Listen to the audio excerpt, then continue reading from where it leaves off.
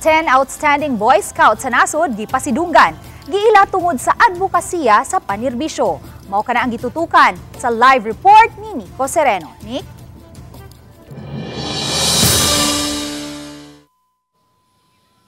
Yes, may human sa pipila ka adlaw nga search gipasidunggan o giila na karong adlaw kining 10 outstanding Boy Scouts of the Philippines.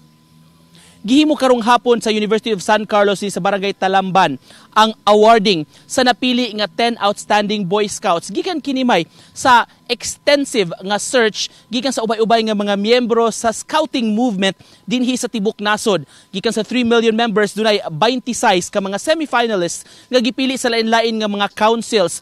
Gi-recommend nila tungod sa nagkadaya nga mga advokasya nining mga kabatan-unan nga nalambigit. Gikan sa 26 gi-trim down kini hangtod na sa napo nga mo'y gipasidunggan karong hapon ang 10 outstanding Boy Scouts of the Philippines. Tulo niini mga babay. Giila kining maong mga batan-on tungod sa nagkadaiya nilang mga advokasya, mga programa sa ilang komunidad o sa ilang nagkadaiyang lugar, maghimo og impact sa ilang komunidad ug unsa pa ang ilang mga gihimo aron na makatabang sa mga nanginahanglan. Naglakip niini mga proyekto kabahin sa edukasyon, sa pagtudlo sa lain mga kabataan, mga proyekto kabahin sa kalikupan o mga environment related projects ug uban pa nga mga kalihukan ug mga proyekto nga gilusad nila aron makatabang sa labing nanginahanglan. Gipasabot ni BSP National President Dale Corvera nga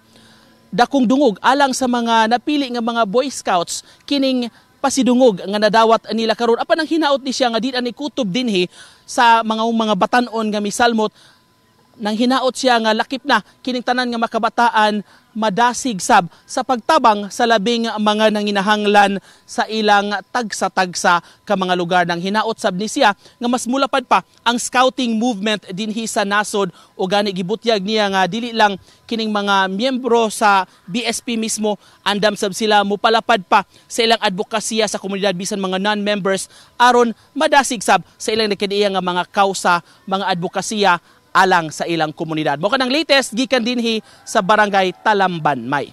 Daghang salamat, Nico Sereno.